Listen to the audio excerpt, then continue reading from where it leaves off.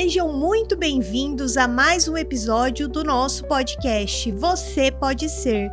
Aqui é onde você não é só o espectador, mas também o protagonista junto com nós. Eu, host Roberta Gimenez e... Eu, Daniele Santos. E hoje estamos aqui... com o professor Zacarias, né? Trazendo essa reflexão muito especial. A gente está muito feliz, né, Roberta? É uma honra o senhor ter aceitado o nosso convite e vir compartilhar conhecimentos tão ricos que a gente conheceu lá no Congresso de Espiritualidade e Neurociência. E aí, já naquele momento, a gente sentiu, vamos convidar ele para o podcast, porque vai ter muita coisa para compartilhar. Eu acredito que vocês vão gostar bastante do nosso bate-papo. E o conhecimento liberta, né? Então, que a gente aproveite esse momento aqui, a disponibilidade do professor. Seja muito bem-vindo, muito, muito obrigada mesmo por aceitar o convite. Para nós é uma honra, né, Roberta? Uma honra. Recebê-lo aqui. José Walter Zacarias. Isso, mais conhecido como professor Zacarias. Professor matemático, aposentado. E agora migrando para, já há alguns anos, né, migrando para várias outras áreas. E hoje o nosso tema é geometria sagrada. Então, quem gosta desse tema aí, fique atento, porque vai ter muita coisa boa hoje. Professor, a palavra é com o senhor. Quiser se apresentar, falar um pouquinho da sua trajetória, vamos ficar muito felizes em ouvir. Ok, Daniele e Roberto, eu que agradeço, estou muito honrado também com o convite, estou encantado com o estúdio de vocês e com certeza o podcast Você Pode Ser, ele já é um sucesso. Gratidão pelo convite. Amém. Assim seja. Assim é, né? Assim é. Professor, nessa trajetória toda aí dentro da matemática e muitos números, como é que surgiu o interesse pela geometria sagrada? Assim, Roberto, eu estou em Cuiabá há 40 anos, o tempo que eu cheguei aqui, graças a Deus, gosto muito da cidade, né? E durante 35 anos eu exerci a atividade de professor de pré-vestibular, né, na área de matemática. Tive o privilégio de trabalhar nos melhores cursinhos aqui de Cuiabá e também na área de ensino médio, né? E me aposentei, como você mencionou. E depois da aposentadoria, eu conheci, um pouco antes até, a geometria sagrada, né? Aí eu falei, poxa, eu vou pesquisar, né? A geometria sagrada. E comecei a estudar, pesquisar. Nunca ninguém sabe nada sobre geometria sagrada, né? Que ela é uma ciência, ela é mais que milenar. A geometria sagrada, ela surgiu com o próprio surgimento do universo, né? Quando você vai na Bíblia, aí você tem o Antigo Testamento, no Gênesis, que fala, no início tudo era escuridão e silêncio, né? E depois faça-se a luz, que é quando essa energia maravilhosa, criadora do universo, que é o Deus, né? O Sol central, depende da terminologia que a pessoa queira usar.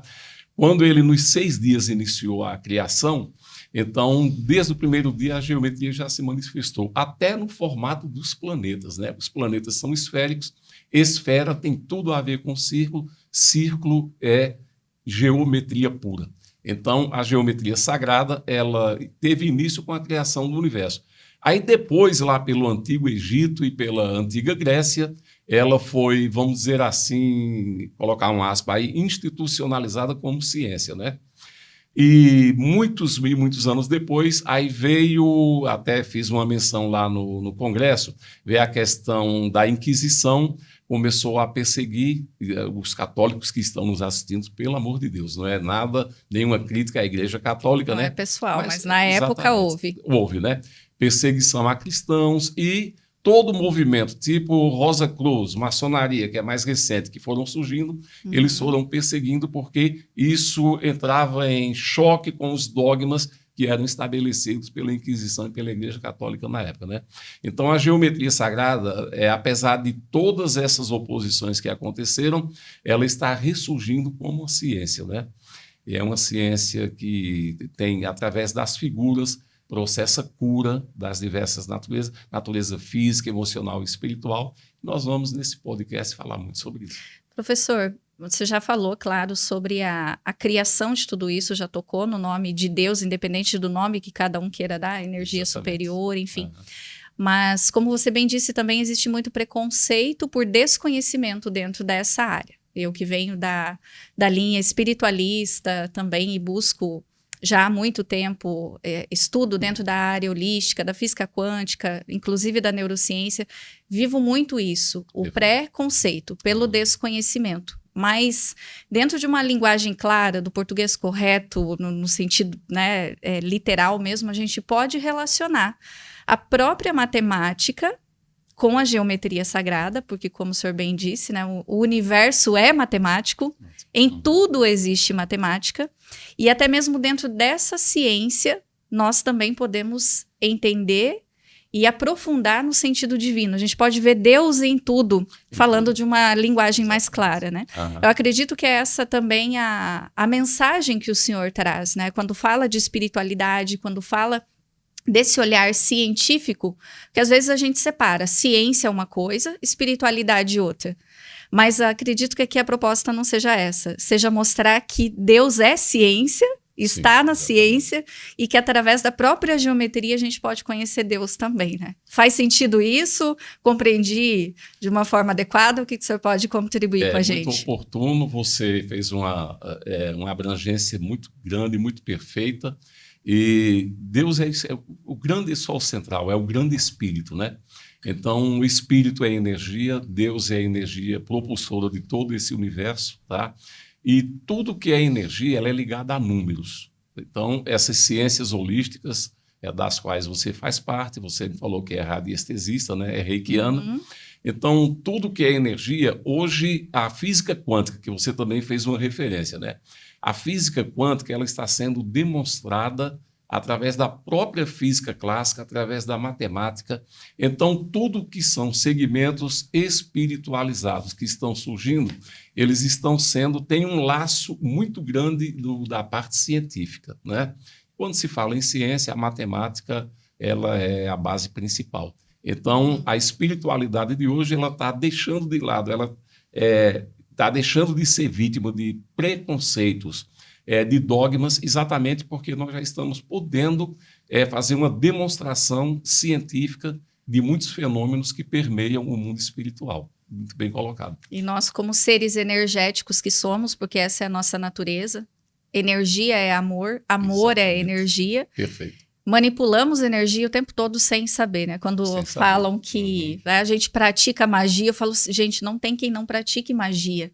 Porque nós somos seres energéticos. Então, o que é magia? Manipulação de energia. Exatamente. E quando a gente faz isso associado ao conhecimento, à energia de amor, isso só promove o bem. O bem, o bom, o belo, e propagar isso é maravilhoso. Então, é uma proposta muito valiosa para nós, para mim e para a Roberta, porque traz o propósito do podcast junto, né? E aí, tudo que o senhor tem para contribuir com nós hoje vai ser muito bem-vindo, porque eu acredito que vem envolvido dessa energia de amor, né? De crescimento. Perfeito. Olha, gente, vocês, os nossos telespectadores, eu recebi o convite e estou vendo que eu estou num podcast de pessoas que entendem bem do tema, tá? Então, parabéns a vocês, tá? Então, voltando à questão da geometria sagrada, porque, se você me permite, eu já posso adentrar. Com certeza, por favor. Por que essa geometria é considerada sagrada, né? Definida como sagrada? Olha, geometria, todos nós sabemos, desde os tempos de educação escolar, ensino fundamental, ensino médio, que é a área, o ramo da matemática que trabalha com figuras em 2 e 3 dimensões, né?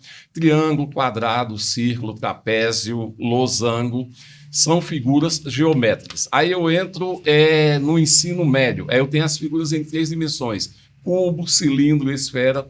Então a geometria é esse ramo da matemática que trabalha com essa área das figuras, né? Então, na geometria sagrada, ela recebe essa denominação de geometria sagrada por 2 motivos, 2 características. A primeira, ela usa essas figuras geométricas para provocar a cura. Mas como que uma figura ela pode provocar cura, né? Nós já colocamos aqui alguma coisa de que tudo é energia.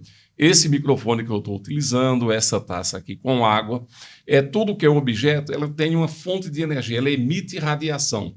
Alguns desses objetos com mais intensidade e outros com menos, né? Inclusive, essas radiações, elas podem ser mensuradas, elas podem ser medidas. Estou diante de uma radiestesista, né? e também pode ser até fotografada. Nesse congresso que nós fizemos parte de neurociências, eu fiz uma referência sobre a fotografia Kirlian, né? Então, tudo que é figura geométrica, e o nosso corpo, por exemplo, é uma das maiores fontes de energia do planeta, né? Nós não somos apenas esse corpo físico, nós temos o corpo espiritual, mental, emocional, causal, e tudo isso propaga um fluxo de energia que é chamado de fluxo torus. E essa energia, advinda não só do ser humano, mas como também de qualquer objeto, ela pode ser fotografada. É a fotografia Kirlian, é um médico e cientista russo que lá pelos anos 30, 40, ele criou essa máquina de fotografar a aura humana, não é? E esse processo Kirlian, ele foi ao longo dos anos, das décadas, ele foi sendo desenvolvido, aperfeiçoado, e hoje, inclusive, existem até equipamentos altamente sofisticados que, ligados a um sistema de computador, pode fotografar as mandalas que aparecem nos átomos. Falar em mandala, aí eu falei de símbolos que curam, né? Eu tenho aqui essa linda mandala, nós já vamos falar sobre ela, tá? Ela está meio desbotada porque ela fica lá na minha casa, numa área externa, ela fica sob sol, chuva, perdeu um pouco a tonalidade das cores, né? Mas antes, eu pediria ao pessoal da produção, que eu estou falando sobre mandala, né? E eu adianto, eu já peço ali para o Ed colocar para nós ali, que a geometria sagrada, e especificamente uma mandala, ela faz parte do nosso próprio DNA. Tá? Ali a gente já faz uma referência ali, porque o corpo humano ele é formado de células e de átomos. Células e átomos, eles são esféricos. Tudo que é esfera é uma mandala. Porque o termo mandala vem da linguagem sânscrita, que significa círculo, não é? Então, um círculo, ele gera, quando ele sofre uma rotação, é só imaginar que o contorno que se forma no espaço é esférico. Sim. Tá? Então, nós somos esferas, nós somos mandalas. Tá? Então, temos aqui, ó, isso aqui essa imagem aqui é muito rica. Aqui nós temos aqui na vertical, são aquelas hélices duplas do nosso DNA, né? Todo mundo conhece a hélice dupla. E essas hélices duplas, elas projetam, aí é um ramo da matemática que não vale a pena a gente entrar, senão fica meio pesado o podcast, né? Eles produzem mandalas. Olha ali em cima, aquela primeira mandala, da esquerda para a direita, ADNA, BDNA, até o ZDNA. Essas fotografias Kirlian, que eu me referi, ela já fotografa essas mandalas nas células do nosso DNA. Quer dizer que quando vocês já devem, Roberta, a Daniela e o nosso telespectador, entrado em alguns ambientes que tem muitas mandalas. Sim. Não sei se vocês perceberam que a gente se sente atraído por uma ou outra mandala. É porque o campo de energia, e nós mesmos somos uma mandala, né? O campo de energia da mandala, que somos nós, ele entra em reverberação, ele entra em sintonia com o campo de energia daquele acessório que é a mandala. Eu gostaria que o Ed passasse para a próxima lâmina. Aí, olha só. Por que nós, seres humanos, somos uma mandala? Esse quadro aqui é de Leonardo da Vinci, que fala do homem Vitrúvio. Somos nós com os braços abertos e as pernas afastadas, né? Só que ele colocou em duas posições ali, tá? E quando, dependendo do ângulo que a gente fica com os braços abertos e as pernas afastadas, então nós criamos em torno de nós o chamado polígono regular, que é o pentágono no caso específico. Sempre pentágonos, quadrados, hexágonos, icoságonos, etc. e tal, né? E o pentágono, ele dá origem a esse símbolo universal que é o pentagrama, é a estrela de 5 pontas, né? Então, você observa ali o homem Vitrúvio, ele de braços abertos, de pernas abertas, aí em torno dele tem um círculo. Quer dizer que tudo que gera um círculo é uma mandala, então nós somos mandalas, tá? E quando a gente tem em casa, por exemplo, quem sofre problema de insônia, quem sofre problema de depressão, de ansiedade, de tristeza, a mandala ela pode ajudar a curar isso aí. Que ela tem aquele campo de energia que entra em conexão com o campo de energia natural nosso, porque o universo ele vive em harmonia. Então, o homem que cria algumas desvirtua essa harmonia existente do universo. Então, quando uma pessoa está com ansiedade, por exemplo, com depressão, alguma coisa está errada no seu campo energético, né? E quando ela entra em... Mas, Zacarias, de que forma uma mandala pode ajudar a curar isso aí? Através da meditação visual, né? Não existe só apenas aquele tipo de meditação que é na posição yogi e tal. Existe também a meditação visual. E a mandala é importante nisso, né?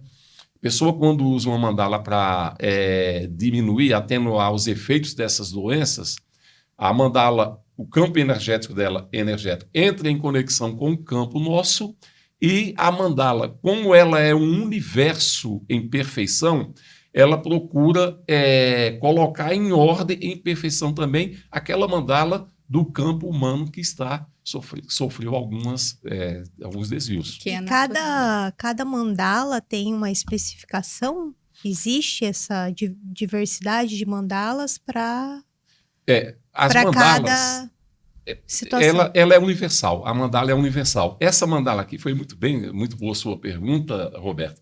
Essa mandala aqui, se eu, por exemplo, queimar essa mandala, o fator energético dela jamais se destruirá. Porque tem uma lei, inclusive, da física clássica, que é a lei da conservação da energia, que tem como base aquela lei de Lavoisier lá do ensino fundamental. Na natureza nada se perde, nada se cria, tudo se transforma. A lei da transformação da energia já é um pouco avançada na física clássica, no ensino médio, né? Que ela fala que a energia não se cria nem se destrói, ela se transforma de uma em outras modalidades. Então, destruindo uma mandala dessa, energeticamente ela vai ficar plasmada no universo. Então, cada mandala, ela traz consigo a energia de quem a confeccionou, como ela traz a energia do próprio universo. Porque, volto a repetir, quando o universo foi criado, aí alguém fala, não, mas eu acredito na formação do universo pela teoria do Big Bang, que houve uma grande explosão. Uma grande explosão, ela é uma mandala, que ele emite radiações que geometricamente são simétricas. E tem esse ponto aqui, que é o centro do círculo. Isso aqui, num curso de geometria sagrada, é aprofundado, é com detalhes de como surgiu, desde o adimensional, que é Deus. Porque Deus é adimensional como? Deus não tem dimensão, ele não tem medida. E a partir do centro, que é Deus, aí começou a se formar a primeira dimensão, a segunda, a terceira dimensão, que é o universo físico que nós vivemos, e daí por diante. Então, só complementando para responder a tua pergunta, cada mandala ela é universal. E ela, sendo utilizada, ela pode ser empregada para curar muitos males, tá? Agora, tem umas, repito, que ela se identifica mais com o nosso campo energético. Mas todas elas têm em comum de poder servir para essas curas. Não existe uma específica. Existe apenas uma interação onde a gente se identifica mais com essa ou com aquela. Mas, genericamente falando, todas elas são iguais. Que legal. Eu gosto de falar, dentro da minha prática, do meu conhecimento, que como nós somos seres espirituais, a nossa natureza é a saúde. Então, naturalmente, nós somos saudáveis, né? O senhor trouxe agora esse complemento do conhecimento de que nós somos mandala, ou seja, somos energia de amor, energia saudável.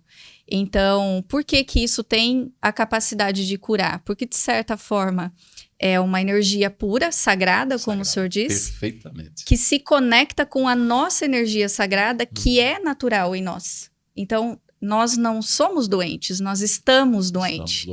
E quando a gente se permite se conectar com o que é natural em nós, seja dentro de nós ou externamente, é como se fosse um reflexo da natureza. Então a mandala, no sentido curativo, ela serve como um espelho. Como um espelho, exatamente. Para refletir aquilo que está dentro de nós. Faz sentido? É isso? Eu estou falando algumas coisas aqui dentro da minha percepção, mas... Faz todo sentido, exatamente. Exatamente, Daniela. E a mandala, ela é perfeita. Isso é perfeito, tá? Ela estou sendo repetitiva, um espelho do universo. Quando ela entra o seu campo, entra em conexão com o nosso campo, então isso é uma implicação imediata, tende a harmonizar as distorções, vamos dizer assim, existentes no nosso campo eletromagnético, no nosso campo energético. Então, foi muito bem colocado. Olha, eu acho que eu vou sair daqui aprendendo mais ainda. E só assim, continuando, tá? Aí nós temos, que eu estou falando da primeira característica dos símbolos geométricos como cura, tá? Sim. Aí nós temos essa mandala aqui, que é linda, gente. Obrigado, ela parece Roberta. Infinita. Exatamente. Olha, botar ali para a câmera, o pessoal que está em casa. Ela é chamada Siriantra. O que são Yantras? Yantras são símbolos indianos, são símbolos orientais.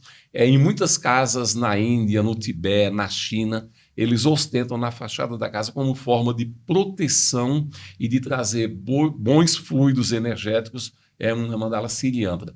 Ela é composta, são 4 triângulos voltados para cima, mostrando o plano celestial e espiritual, e 5 triângulos, voltados para baixo, mostrando o plano terreno, tá?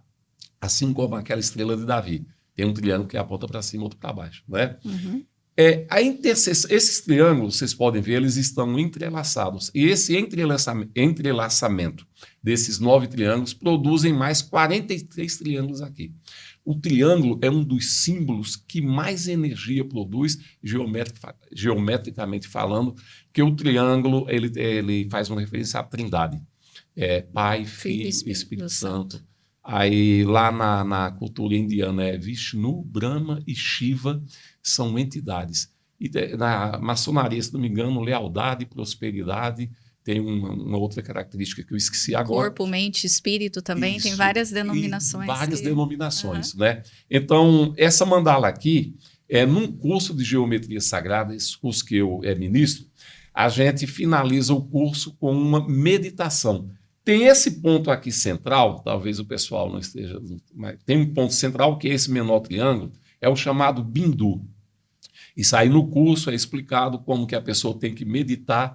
É uma meditação diária, de 10 a 15 minutos, o que provoca, por experiência já feita nos cursos que eu ministro, as pessoas pensam que teve uma duração de 5 minutos ou menos. Porque quando você foca nesse centro aqui, você está acessando o teu DNA. É como se você, isso para quem acredita, por exemplo, em vidas passadas, a Daniele foi muito bem, colocando que nós não estamos aqui jamais, muito longe de querer doutrinar quem quer que seja, né? Mas quando se medita com essa mandala, você entra no campo energético dela, isso modifica totalmente o teu campo energético. Isso te leva, tem pessoas até que fazem regressão, muda totalmente o teu campo visual e entra nos teus corpos sutis, no teu campo espiritual. É bem interessante.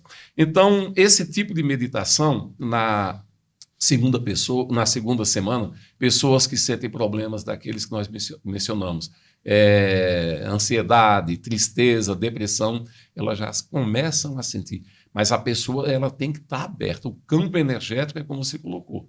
Tem que estar aberto com aquele acessório energético e espiritual para que a cura ela possa acontecer. Uhum. Tá? Porque ela não é externa, a cura, né? Não é externa, ela é interna. A cura está dentro de nós. Inclusive, toda e qualquer doença de ordem física, ela tem um campo espiritual. Tá? Começa no espírito. Começa no espírito. E a ciência ela está hoje provando isso aí, relacionando-se com essas questões espirituais, está sendo tudo provado e demonstrado, né? E uma segunda coisa, a segunda característica que eu queria falar sobre a cura, eu estou falando apenas, gente, um podcast é muito pouco. Uhum. Palestras são poucas para o universo que isso aqui mostra dos símbolos geométricos da geometria sagrada quando são utilizados como cura, né? Eu estou aqui diante de uma radiestesista, a Daniele, tá? E aqui eu tenho o gráfico Escape. O gráfico Escape, ele serve... E é simples, você pode ir em qualquer papelaria, você entra no Google, pede gráfico Escape, manda plastificar, como eu fiz. Esse gráfico aqui, ele tem o poder de diminuir sensivelmente as radiações nocivas que são produzidas no nosso ambiente familiar, na nossa casa, por aparelho de micro-ondas, de aparelho celular, essas radiações nocivas. Tem pessoas até que têm problemas de saúde terríveis por causa de radiação, né? A gente pode colocar até no celular mesmo. No celular mesmo. Imprimir, deixar no quarto. Quem mora no quarto, perto de torre, exatamente. né? Agora, olha só, aí tem o círculo aqui, ele não deixa de ser uma mandala, o Graphic Escape, não é? Aí tem o círculo, eu tenho aqui o triângulo. Olha que em cada ponta, ou cada verso do triângulo, tem uma cruz que é a cruz de Anki. Anki é a cruz egípcia. Tá? Isso aí, ó, a própria radiestesia. Aí eu tenho aqui, ó, são 3 triângulos mais o círculo. Eu tenho 3 letras aqui do alfabeto hebraico. Naquele congresso nós mostramos que através de fotografia Kirlian, as letras hebraicas ela tem um campo de energia muito grande. Aparece na fotografia, né? E o cara que fez isso aqui, ele foi... Olha, quem faz uns gráficos desse não recebe inspiração. Canalização, muito bem. É canalização. A pessoa que faz o gráfico, ela entra em conexão com hierarquias altamente superiores, canalizam, manda para que a geometria fique sendo um acessório do nosso mundo. São gráficos milenares, né? Milenares, são gráficos milenares. Aí a gente já começa a perceber essa canalização, quanto ela foi validada, né? Exatamente. E veio passando. Pra você ter uma ideia, a radiestesia, ela surgiu 2.200 anos antes de Cristo, né? Então, muitos desses símbolos são muito anterior à vinda do Mestre Jesus aqui no planeta. Tá? Aí, uma pergunta, só para finalizar essa primeira parte, né? A pessoa pergunta, e como que eu sei que o Graphic Escape, aqui tem sem o círculo, aqui tem os triângulos, aqui as cruzes cristãs, elas estão em cada vértice, e as letras já não são hebraicas, são letras gregas. Tá? Como que se sabe que diminuiu a radiação? Aí eu tenho aqui o pêndulo radiestésico. Tá? Eu não sou formado em radiestesia, estou diante de uma radiestesista, mas ela sabe que o pêndulo, olha, quando ele pega energia, olha que a minha mão está parada. Ó. Mas e quem tem esse curso, continua.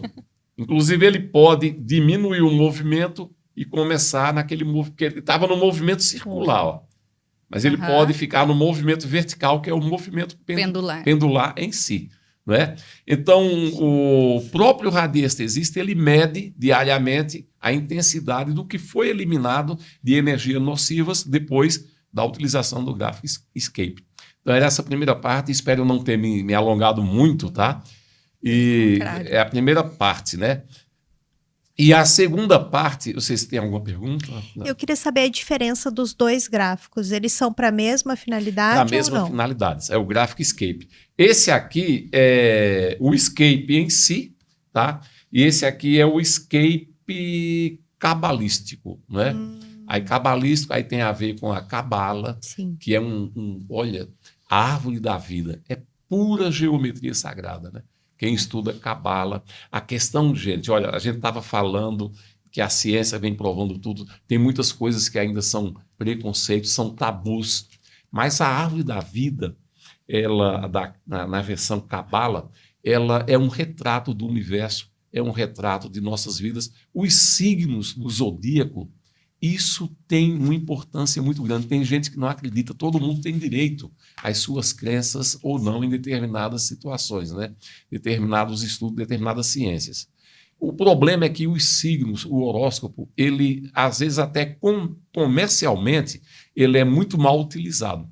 Mas a árvore da vida, o círculo astrológico do zodíaco, tem tudo a ver com a posição dos astros no dia do nosso nascimento. Isso é coisa muito séria, né? Então, esse gráfico aqui faz uma referência, ele tem estudos arraigados com a árvore da vida na versão cabala. Aí, né, eu vou aproveitar o podcast depois, no final, para já saber com o professor que dia que eu posso... fazer uma consulta? Ganhar o bebê, né? Que vai ser melhor. A gente ouve hoje muito, né, sobre essas consultas para... trazer o ser com mais leveza, né, para a vida. Exatamente. Acho bem interessante. A gente tem, vamos usar um termo bem antigo aqui, um cabedal de conhecimentos hoje sendo disponibilizado para nós, né? Basta a gente ter crença, a gente estudar, a gente acreditar que o mundo está cheio de situações que podem nos ajudar no nosso dia a dia, né?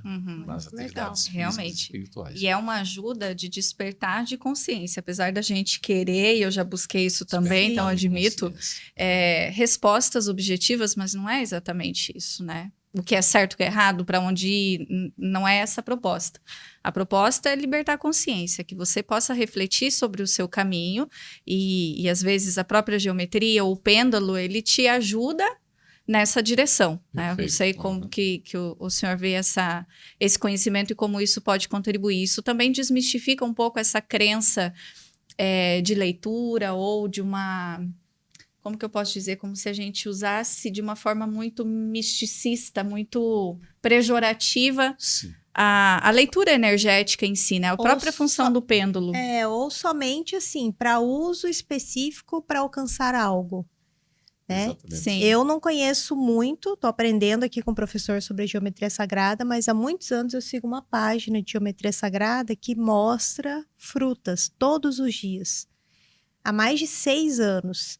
E aquilo lá me trouxe uma reflexão que assim, eu aprendi a cortar as frutas e admirar. Então, quando a Dani trouxe a questão do amor, né, da energia sutil ou mais forte do amor que vem com a geometria sagrada, com os números, criação do universo, eu vejo a transformação em mim, apesar de não conhecer.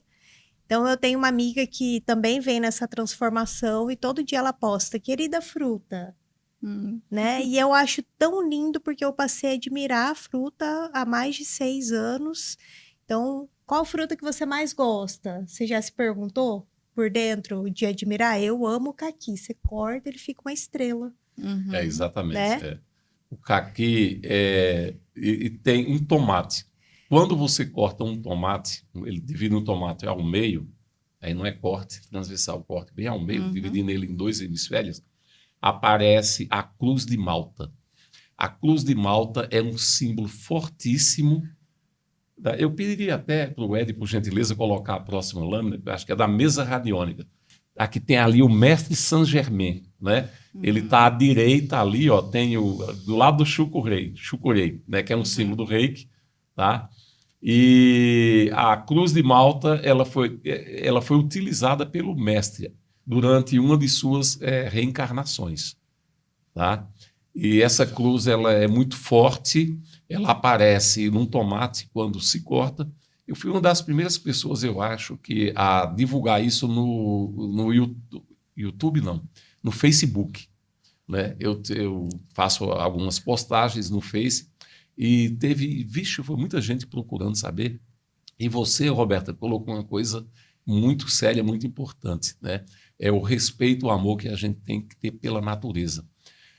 Vocês devem ter plantas em casa. As plantas, elas têm alma, elas têm uma alma própria, elas têm vida. As plantas, tem pessoas, vocês devem saber de pessoas que conversam com plantas. Plantas de plantas ornamentais colocadas em vasos, né, perdão. Plantas que são frutíferas, mangueira, uma árvore frutífera qualquer, pés de acerola. Eles conversam, eles têm um campo de energia, eles conversam, eles sabem se você está disponibilizando carinho, amor, regando, molhando essas plantas. E as frutas, elas têm muito disso aí. Em casa, quando eu vou fazer uma poda, quando eu vou quebrar um galho de alguma árvore, eu tenho uma mangueira enorme lá em casa, eu peço permissão. Eu peço permissão, que eu sei que ali tem um campo de energia muito intenso. As florestas, elas têm um próprio espírito. Sim. Então, a pessoa, quando vai entrar... Existem segmentos doutrinários que, quando eles vão para uma mata fazer algum tipo de trabalho, eles fazem uma oração, eles pedem para o espírito da natureza que ele permita eles adentrarem naquele espaço. Então, é muito importante esse respeito que a gente tem que ter pelas frutas, não apenas, mas pela natureza, pelas plantas de um modo geral. Isso é uma questão realmente de respeito e reconhecimento divino. Exatamente. Porque quando a gente tem as crenças limitadas dentro de dogmas, de direcionamentos, é Deus lá, eu aqui, e não existe de fato uma conexão, né? E a gente expandindo a percepção e o próprio conhecimento de Deus como energia superior, como o Sol Supremo, como o senhor disse, a gente percebe que tudo pertence a Deus, tudo é Deus. A natureza é divina, é a manifestação de Deus. É como você vê a obra de um artista. Você reconhece o artista pela sua obra e não o artista em si. Porque eu posso olhar para o artista e não dá nada. Mas se eu vejo uma obra, né, então como a gente reconhece Deus e como a gente honra a Deus de verdade? Respeitando e honrando tudo que vem da natureza divina. E não seria diferente com animais, com plantas, com a natureza como um todo, né? Com então, crianças. Em tudo a gente pode ver Deus. Porque é bíblico que nós somos, Deus nos fez sua imagem e semelhança. Exatamente. Mas não ao contrário, que é o que muitas pessoas acreditam, né? Exatamente. E lá no Congresso, desculpas, às vezes conheci mas vocês é lá, isso aí. E foi falado que nós somos deuses, e somos mesmo. Tá? Sim. Então, o maior propósito, na minha opinião, do Mestre Jesus, a sua presença aqui no planeta, foi exatamente nos mostrar, nos trazer o amor, né? E um ser, ele só ama se ele tiver Deus dentro de si. Então, a maneira mais próxima da gente atingir o que Jesus ele fez de expectativa de nós é procurar imitá-lo. A imitação é na prática, é no dia a dia, em respeito às crianças, à natureza, as pessoas em seu seio familiar. As diversidades, né? Porque hoje são tantas e, infelizmente, as pessoas estão se limitando dentro de templos, trazendo uma religiosidade para si, mas quando vai olhar um outro ser humano fora, na rua, numa praça, no mercado, é o tempo todo julgando. No trânsito. Exatamente. É importante isso aí. Nem sempre uma pessoa que frequenta uma religião, ela é religiosa de fato, assim como muitas pessoas que nem frequentam são religiosas. Exatamente. Por essa questão de conexão, ética, né? Não é uma determinação. Respeito, né? Exatamente. Eu posso ir para a segunda característica da geometria fica à vontade. Então, a geometria sagrada, ela é sagrada, apresentei a primeira característica, que são essas figuras geométricas que curam, tá? E a segunda característica são padrões numéricos existentes entre o microcosmo, que somos nós, e o macrocosmo, que é o universo, não é? Então, um desses padrões é o número de ouro, que é chamado de número áureo ou número de Deus. Platão tem uma frase que ficou eternizada que ele diz, e a Daniela falou alguma coisa no começo, Deus geometriza tudo, né? Então, toda a criação, se a gente olhar com olhos geométricos, em toda a criação a geometria está presente, né? E uma dessas presenças é exatamente esse número que é 1,618. Esse número está na anatomia humana, tá? Quando a gente divide a nossa altura pela distância do umbigo aos pés, 1,618. Esses números eles surgem com maior precisão quando é feito dentro de um laboratório de medicina, com o esqueleto e tal. Mas até em casa, fazendo isso, vai dar 1,5, 1,6, tal. Então, tá. Divide a altura do nosso crânio pela distância da ponta do nariz à ponta do queixo, 1,618. Esse número, ele está em toda a nossa mão, no comprimento dos dedos, 1,618. Ele está na proporção existente no crescimento das plantas. A quantidade de folhas em função da quantidade de galhos, se fizer algumas divisões, 1,618. Vocês já viram de perto uma flor de girassol, ali na região de vocês tem bastante, lindo, né? Uhum. Lindo.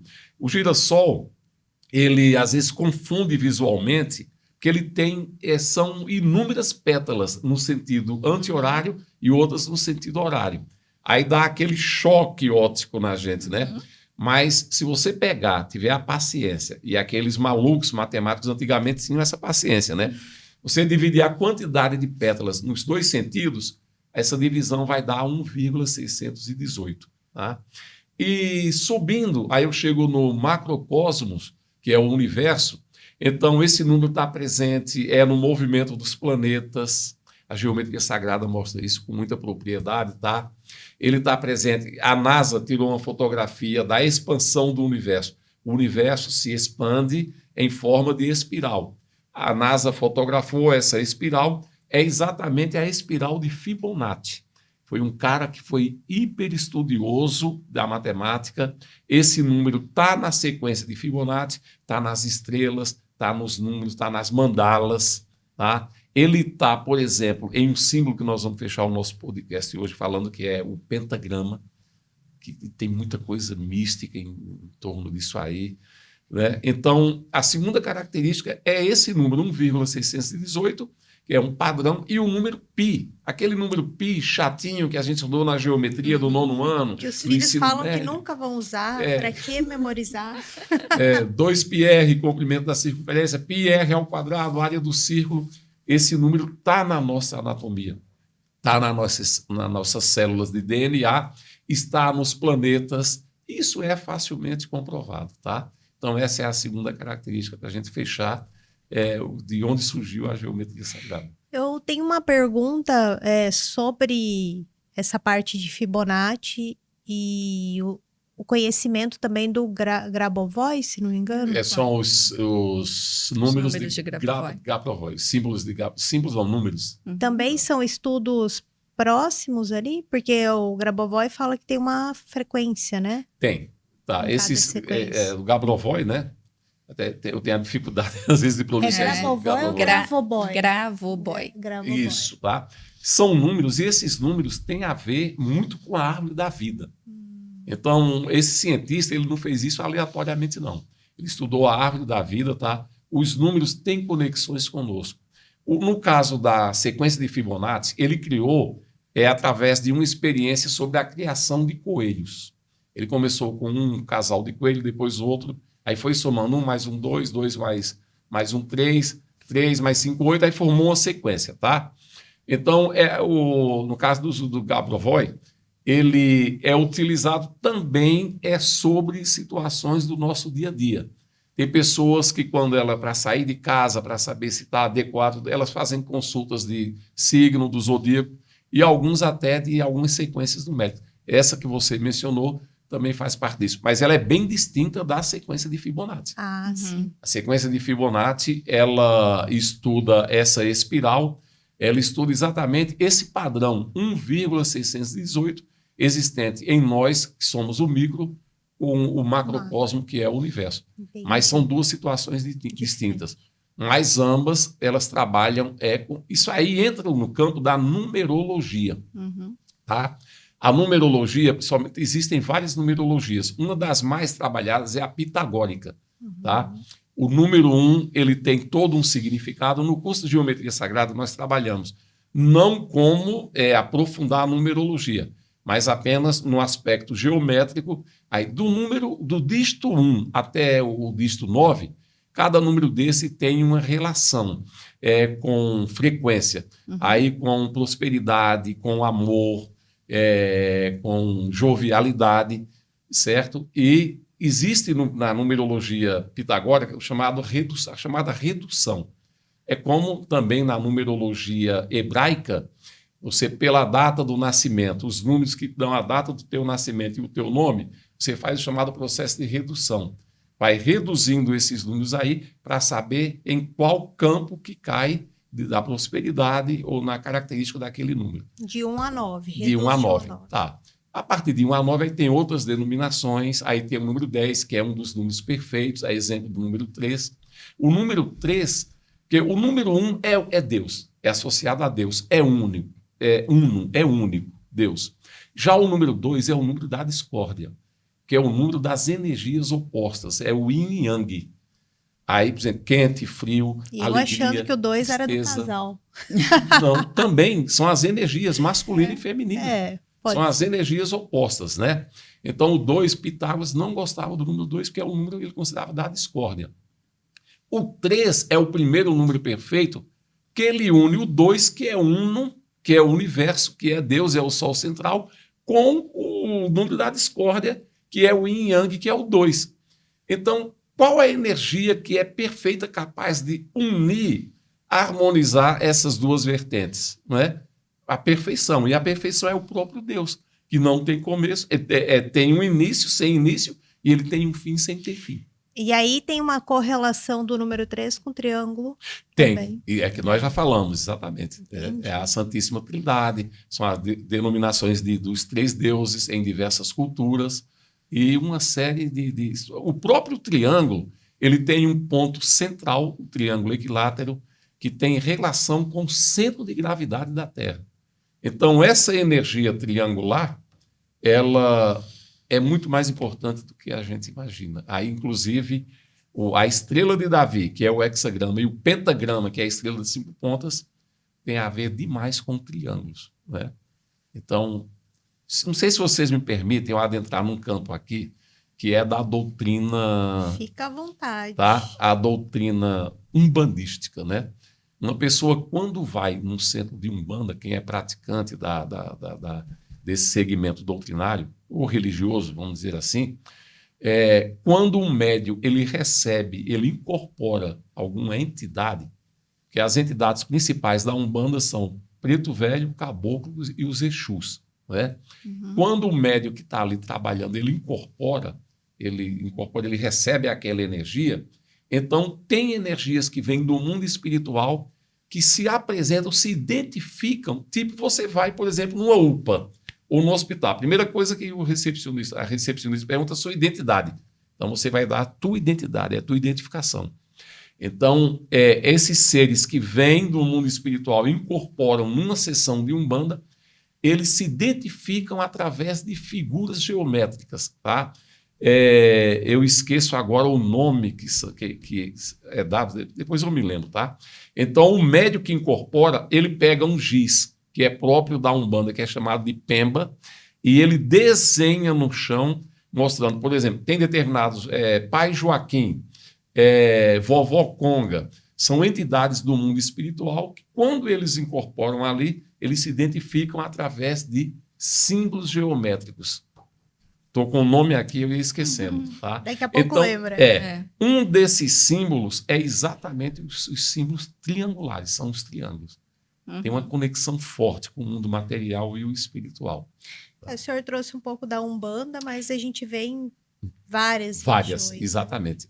Ponto riscado. Acabei de lembrar. Na Umbanda é o ponto riscado. Tá?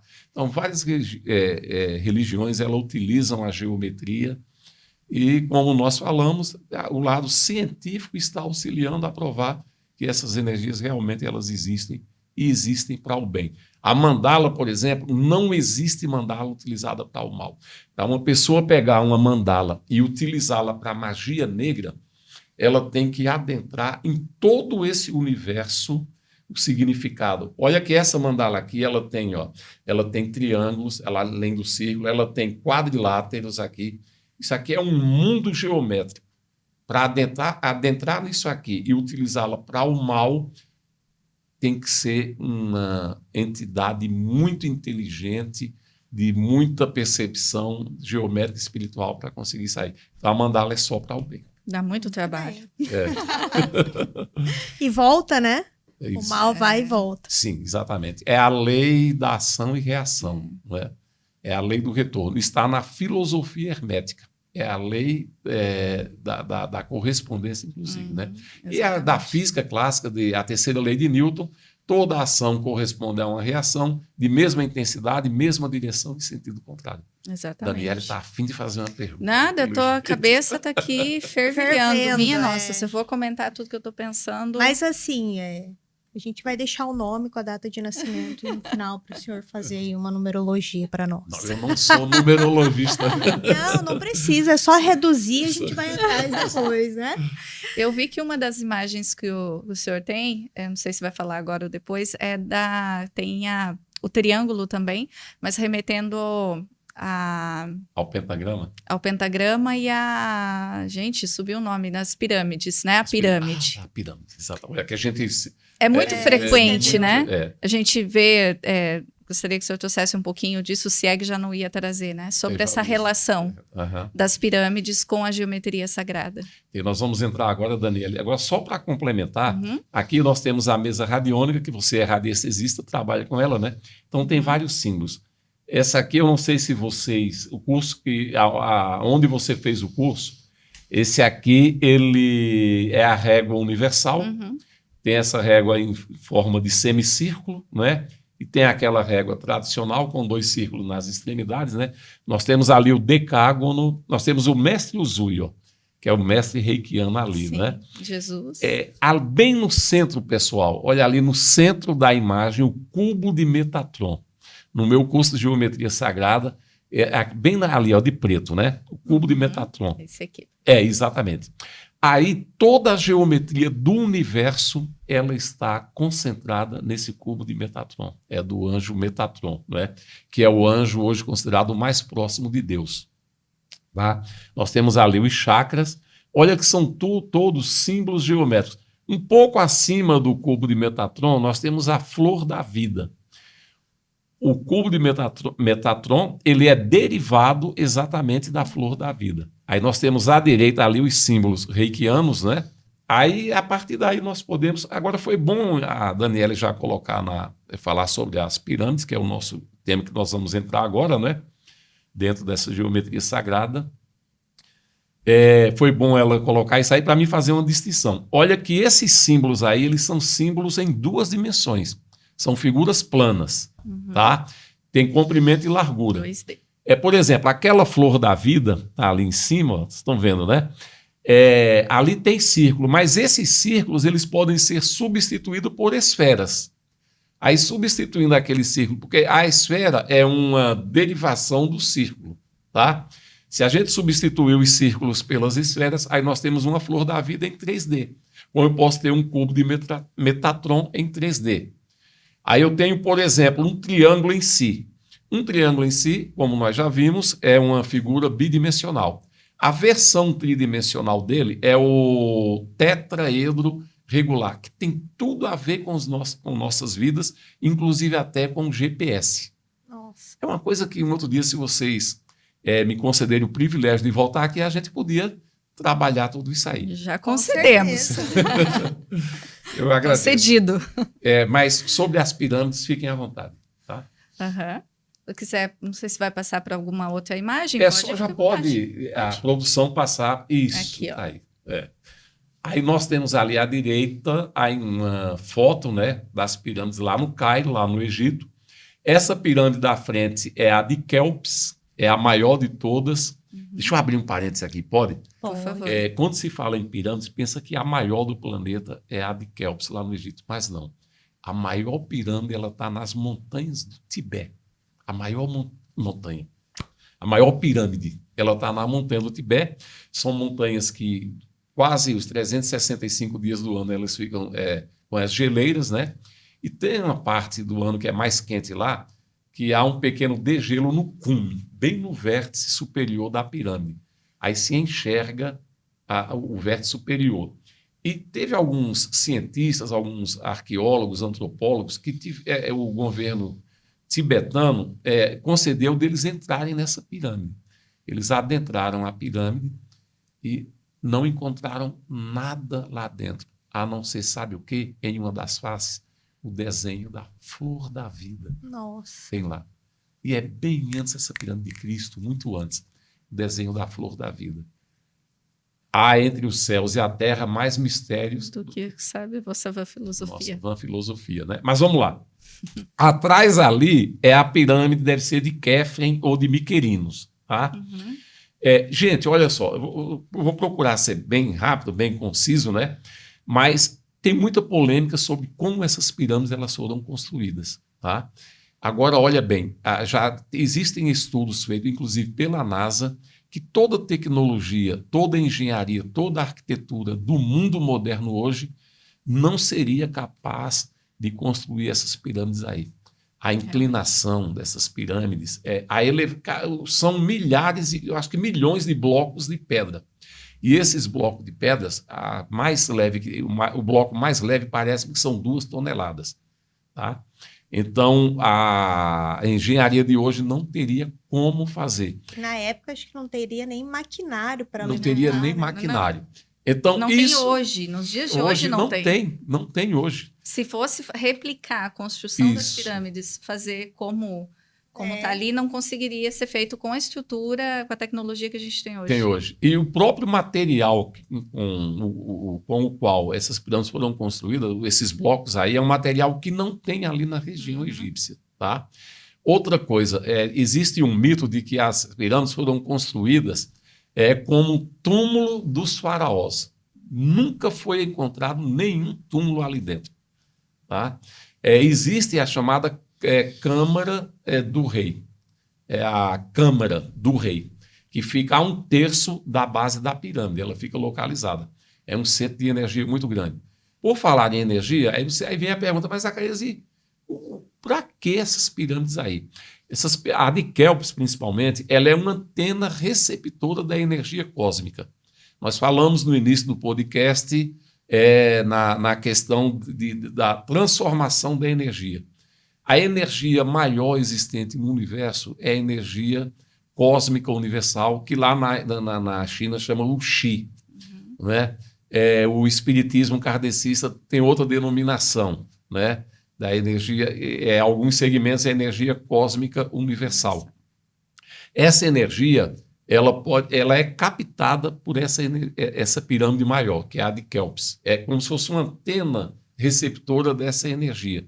Então, lá por volta de 1930 e poucos, alguns radiestesistas, Daniele, eles visitaram esse complexo, que é o complexo de Gizé, ali no Cairo, no Egito, né? Aí tem a Esfinge, tem ali a Esfinge, tem essas 3 pirâmides, tem a sala do rei Osíris, é um complexo muito grande, e esses radiestesistas, eles ficaram intrigados com a seguinte situação. Algumas salas do complexo, por exemplo, naquela época, o governo egípcio não tinha interesse em explorar o turismo ali. Então, animais morriam ali naquelas salas ou no interior das pirâmides, ficavam lá.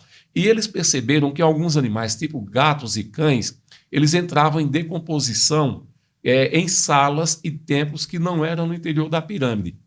E esses mesmos animais da mesma espécie lá dentro da pirâmide, eles não entravam em decomposição, em putrefação.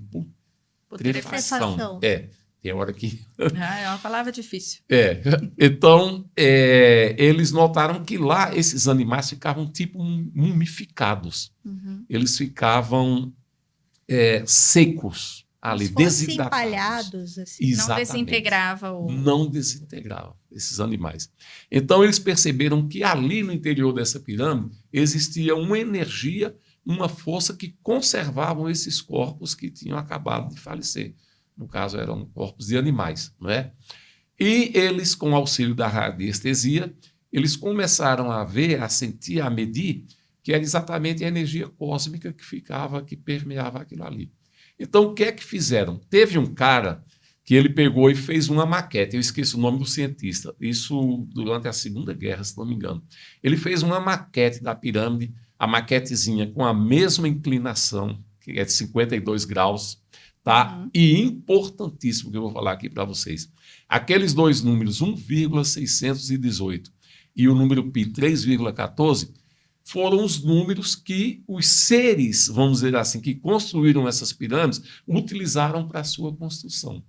Então, você chegando na pirâmide de Quéops, ou então numa maquete que você faz, então você tem a presença do número π. As pirâmides, podem observar, as bases são quadradas. Existe pirâmide de base triangular, pentagonal, hexagonal, mas a única pirâmide é a forma que traz essa energia que a de Quéops traz, é a quadrangular. Então, o quadrado em si, ele impõe a presença de um círculo.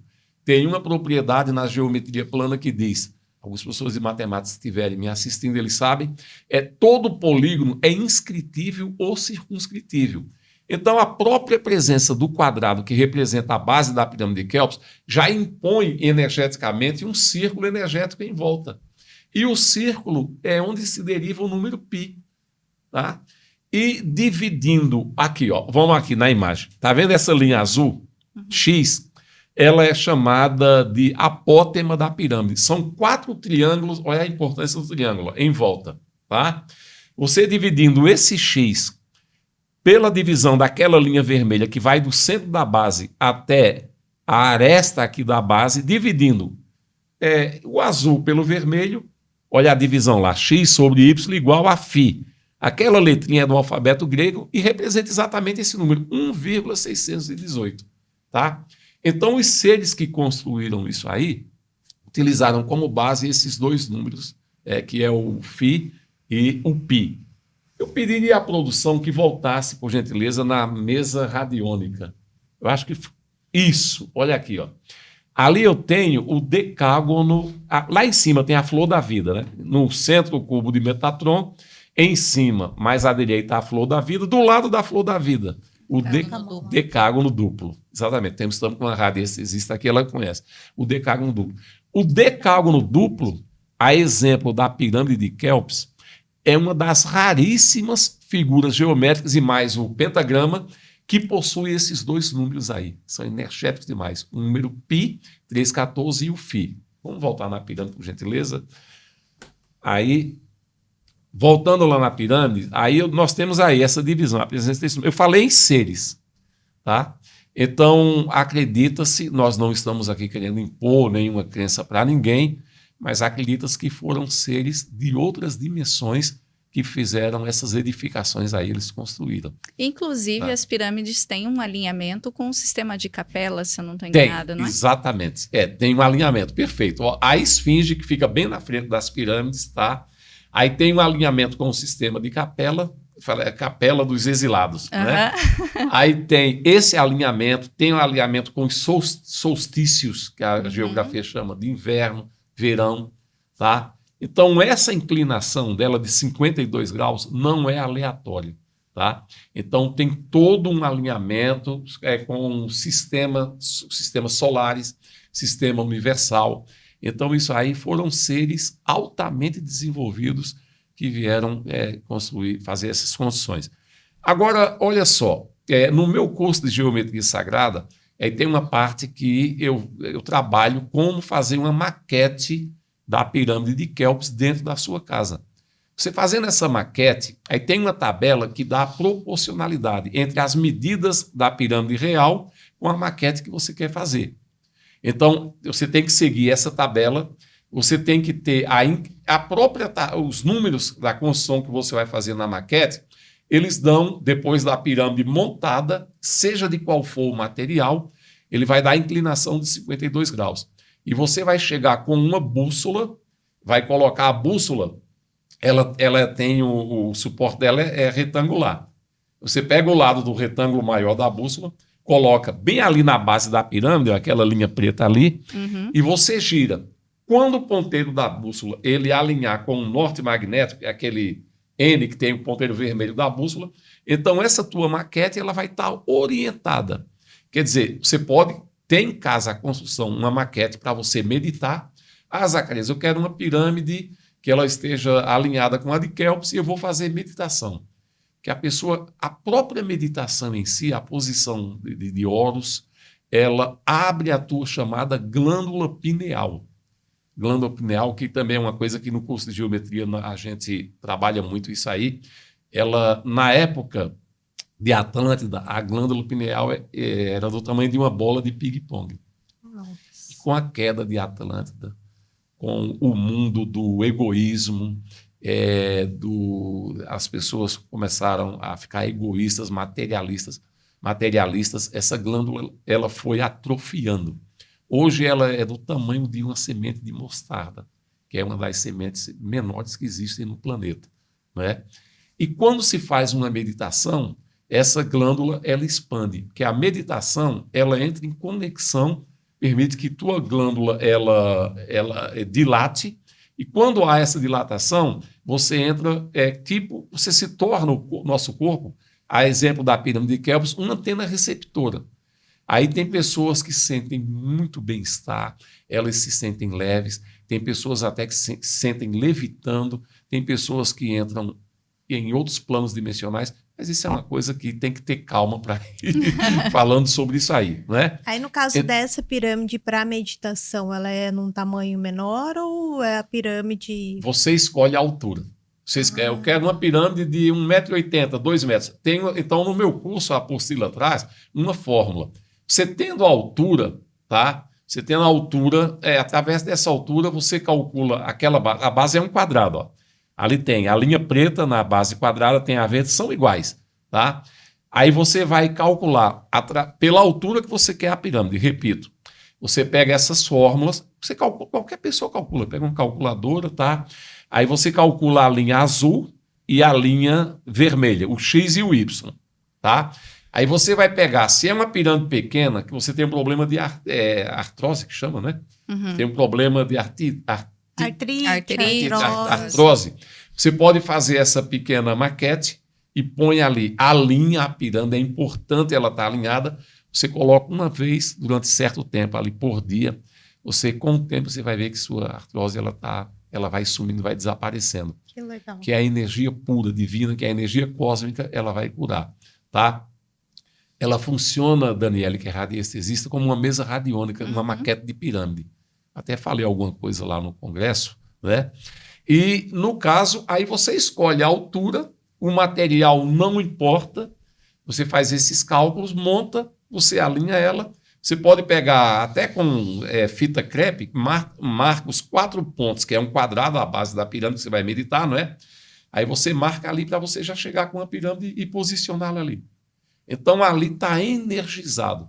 E você fazendo a meditação, entendeu? Por exemplo, uma pessoa que está gestante, como é o teu caso, tá? Uma pessoa que... Agora você já está, me permite falar no final, né? Aí o próprio ser que está sendo... O feto, ele vai recebendo todas essas energias divinas, não é? Então, é fácil construir essas pirâmides. Eu tenho livros que mostram, inclusive, experiências em colégios de alunos que fizeram as maquetes e os resultados foram os melhores.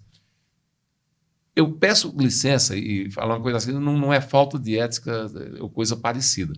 Mas se você entrar na internet, tem gente vendendo pirâmide de forma aleatória. Sim. Eu tenho uma amiga que, inclusive, é quem faz essas mandalas aqui, Germana, se ela assistir o podcast, um grande abraço, Germana.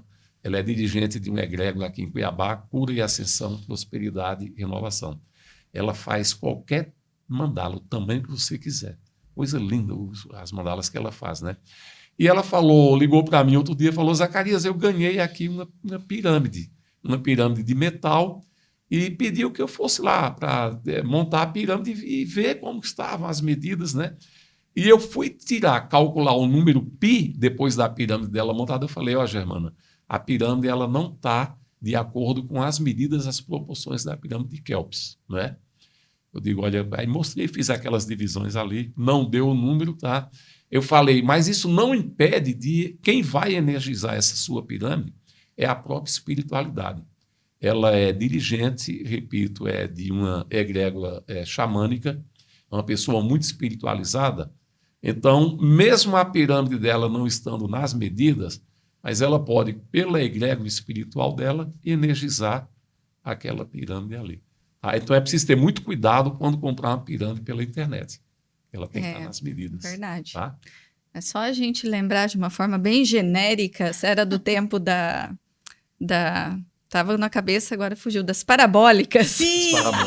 Você ia lá, né, ajustava lá, não, passou, volta. Aí você canaliza a energia ali para receber, mas tem todo um ajuste, então imagina que é uma ciência muito mais evoluída. É mais evoluída, né, que o Bombril? Mais. E você falou de parabólica, é pura geometria, tá? Então, a engenharia que trabalha com parabólica, a parabólica é a parábola, tá? O engenheiro civil, as pontes Sérgio Mota, aqui em Cuiabá, tem aqueles arcos que é em forma de parábola, né? Aquilo ali, aí tem, no caso da engenharia civil, tem a tensão que a ponte suporta, aquele laço parabólico, vamos dizer assim, suporta, né? Então, a parábola ela é um artefato de geometria que tem tudo a ver, inclusive, com o universo. É uma captação de ondas parabólicas, né? Então, a parábola tem que ter o grau de curvatura, de abertura, tem o chamado foco, tem o eixo que passa no foco, aí atrai essas ondas, no caso. E assim como toda energia é invisível, Exatamente. Mas não é por isso que não existe, que não causa um impacto gigantesco, né? Se a gente souber sintonizar, principalmente. Um imã. Você não enxerga o campo magnético de um imã, mas sabe que ele existe. Às vezes você chega num ambiente, principalmente, olha, ambiente que tem muitas aglomerações humanas, né? Supermercado, se me permite falar, ônibus, shopping. Às vezes você entra às vezes até em setor público, você vai numa repartição e fala, poxa, eu me senti tão pesado, ali é porque é a energia que tem. O nosso corpo, ele é um dos maiores centros de energia do planeta. Então, quando a pessoa está com os chakras desalinhados, tá, uma pessoa que não tem como foco essa energia tão divina, que é Deus, né? Os chakras ficam desalinhados, ela começa a propagar uma energia que não é das melhores. E quem é receptivo a isso, sente. Por isso que é importante a gente estar orando, a gente estar alinhando os nossos chakras, para que a gente tenha a melhor energia possível. Né? Muito bem. Acabou. Nós estamos com o tempo já bem Nossa, encerrando. Então, o pentagrama vai ficar para uma outra oportunidade. Queríamos falar mais, né? Mas aí a Sim. gente deixa um gostinho de quero mais e convida a senhora a voltar, porque foi realmente muito proveitoso. Né? Eu agradeço. Quem quiser fazer o curso da Geometria Sagrada, como que funciona? Faz inscrição? É por turma? É individual? Aí o senhor pode falar para os nossos espectadores. É por turma, tá? Eu vou olhar aquela proposta que vocês me encaminharam, né? Vai ser muito importante aquilo ali, tá? Uhum. Aí a gente depois faz um planejamento para divulgar, né? Eu tenho Facebook, Instagram, aí tenho o Kawaii, que é mais popular, mas aí depois a gente vê um meio, né? Quando eu estou pretendendo lançar um curso de geometria sagrada a partir de janeiro ou fevereiro. E agora nós já estamos no final do ano, né? Aí quando isso for acontecer, eu vou conversar com vocês dentro daquele planejamento, né? Para a gente direcionar isso aí. Então vamos fazer o seguinte, vamos deixar as informações, as redes sociais, contato do professor anexado aqui a esse podcast, né? Pode ser? E aí a gente também faz questão de divulgar depois, né, Roberto, de participar. Já tem duas inscritas aqui, com certeza, para a gente participar. Para vocês as minhas redes sociais. Então quem quiser saber mais, pode entrar em contato com a gente também. Vamos deixar tudo descrito aqui na Exatamente. Ele colocou ali, ó, isso vai ser o pentagrama, isso é na próxima. Poxa vida, gente. Então, Próximo temos podcast. muita coisa ainda para esse compartilhar. símbolo aí, ele é muito místico e tem o pentagrama invertido, que é utilizado como magia negra, né? Olha esse só. símbolo aí, nessa posição que ele está, isso aí pode ser utilizado em casa. Eu tenho uma mandala que é a Germana que fez, que é exatamente um pentagrama. Mas a magia negra não, né? Nós não Não, vamos a ensinar magia nada, negra, não. isso aí- Então, para quem quiser aprender, gente, não vai tem ser gente aqui. da gnose, olha, da gnose que utiliza. Nossa. Aí tem os satanistas, eles invertem esse. É aquilo que eu falei, uma mandala é difícil pelo universo geométrico que ela traz. Mas já o pentagrama é só inverter e seguir alguns rituais. Então vamos lançar uma campanha aqui. Quem quiser a parte 2, comenta aqui embaixo do vídeo, por favor, parte 2, para a gente já providenciar aqui essa continuação, porque vai ser muito interessante. Não é que a gente vai usar, mas nós vamos aprender como não usar. Como não usar, né? exatamente. E assim isso. também, esses cursos, eles são limitados, o número de participantes. Então, quem já tem interesse, deixa o seu contato aqui embaixo, o seu e-mail, e a gente vai passando para o professor para auxiliar aí na formação dessa turma para fevereiro. Perfeito. E é muito bom esse curso, é uma ementa bem interessante, tá? Aí vai ter a situação das mandalas, todo um corpo teórico e prático, tá? Vai ter a meditação visual com a mandala siriandra, vai ter a construção da maquete de pirâmide. Então, é um universo muito lindo. Quando chegar a época, vale a pena, viu, pessoal?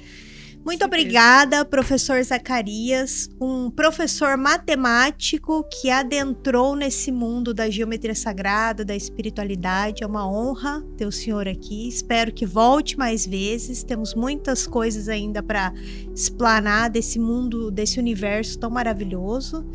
Agradecemos muito a sua participação. Exatamente. E agradecemos a participação de todos vocês que ficaram com nós aqui até o final desse episódio. Dani, minha companheira aqui de podcast, muito obrigada mais uma vez pela sua participação. E até a próxima, pessoal. Obrigada, foi mais Obrigado. um presente. Gratidão, eu que agradeço.